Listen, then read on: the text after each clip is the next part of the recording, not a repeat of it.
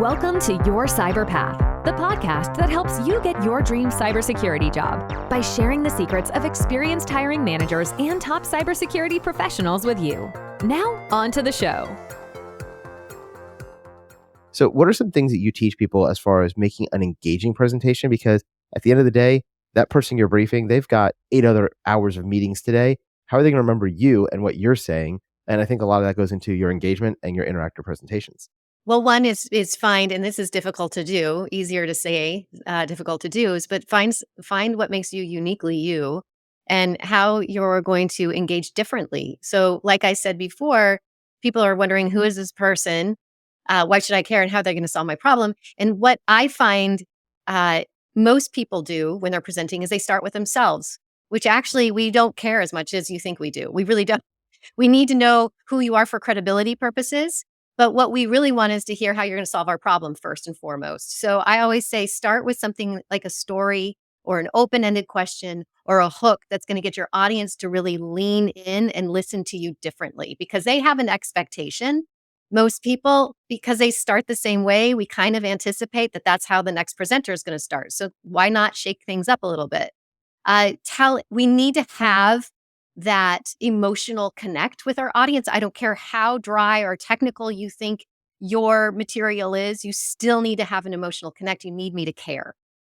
So ways we can go about doing that. One thing I do with my clients is I have them brainstorm story. So I don't want you to think about work-related story. I just want you to think about stories. And I have worksheets that I'll give them that will prompt them to think about stories maybe they haven't been thinking about or haven't thought about in a really long time. I'll give you an example of one client who does work in the AI space, who has this, he had this very technical, it works with ad agencies. It was kind of like a brain that would send information out to several different places to streamline the process. So it was this very robust AI tool for ad agencies. And so he needed to go and talk to customers about why they would need this product and how it was going to help them. So he brainstormed a lot of different stories. He came up with a story about, and he shared, it was a little vulnerable, but he felt safe saying it and telling it, which was his child was neurodiverse. I think he was about 3 or 4, maybe 5. I don't remember at the time. And they noticed that every time he walked up the stairs, he would use both hands on the railing. So it would take him a really long time to get up the stairs. I think he was older than 3. He was probably 5. And so the mom, he comes home from work one afternoon and his wife is at the base of the stairs with their son, trying again to get them to go up the stairs, just using one hand to just trust that he's not going to fall.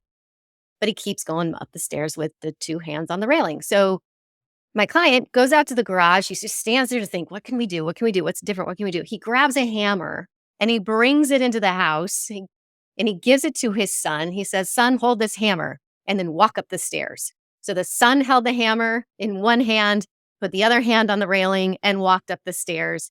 Then they did that a few times. Then they took the hammer out of his hand and now he can walk up the stairs with one hand on the railing, right? So they accomplished the goal. They solved the problem. And so he shared that story and then he led with his presentation with that story out of the gate. And then at the end of the story, he said, we are your hammer. Right? So just simply, it was a simple, like, we are your solution. We are your hammer. We're going to simplify this AI technology for you. And that really got people to lean in. And that's what they remembered. It's like, this is the guy with the hammer. I think it's interesting because, a lot of times we always think we have to, well, everybody else presents this way or everybody else does it this way. So we should do the exact same thing because we want to fit in. Mm-hmm. And one of the things that I think is interesting is that when you fit in, you get lost in the shuffle as well. And this goes back into even the hiring process. If you go back 10 or 15 years when people actually put their resumes in with paper as opposed to just, submitting it through email, I saw a lot of creative things that people would do to try to get your attention. Some of them are good, some of them are not. And it all goes to how you're going to present your resume, right? I've seen people who have bright pink paper and they printed their resume on because when you open it up in the pile and there's a pile of all these resumes with white paper, there's one that's pink, it stands out and it grabs your attention. So, I mean, it does make you go, what the heck's going on here? I've seen people who put in little like glitter and things into their envelopes. When you open it, all of a sudden there's glitter on your desk. I'm like, don't do that. Like that makes me mad. But I've seen things like that, or they'll have the way you do your resume, instead of having the standard format of, block A, block B, block C, block D, they'll shuffle it around because that can grab the attention of somebody differently. And for our audience, if you're using the resume template that Kip always promotes, it is a little bit upside down compared to some standard templates that are out there. But the reason we do that is because it works and it grabs the hiring manager's attention, because it is a little different and it does show them a little bit odd. That being said, don't use some weird fonts. Don't use crazy things that are there just for attention. But if you are a little bit different, or you're approaching things in a different manner in the way you're presenting your information, it can really grab somebody else's attention. So I think that's important. And the other thing you mentioned was, we talk about presentations, and sometimes there are things you have to have, like legal compliance stuff. If you're a financial company, there are certain slides you must have. But one of the things I thought was really interesting is, as I started getting into this whole teaching thing over the last 5 or 10 years, the traditional way that teachers use PowerPoint slides is a wall of text. I mean, it's like a full page of just dense paragraphs of text.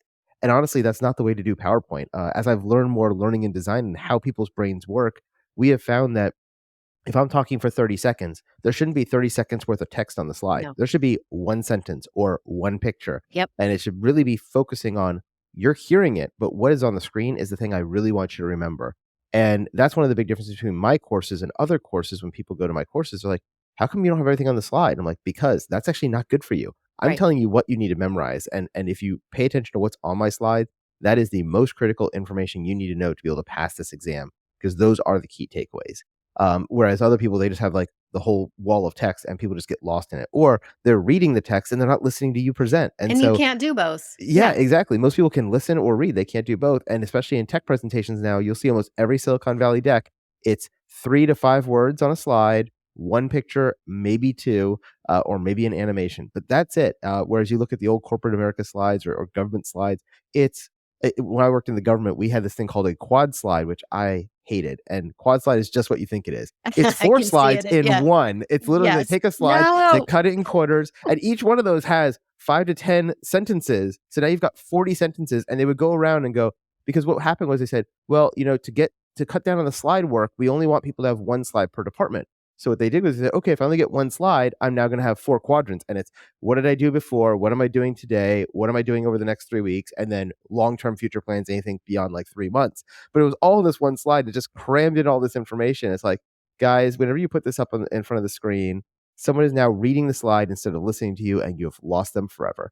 Oh, forever. And because people think they need it. Yeah, people think they need it. So it's, and I always say, you can give them the deck, or you can give them your notes later. You don't need to have it on the slide.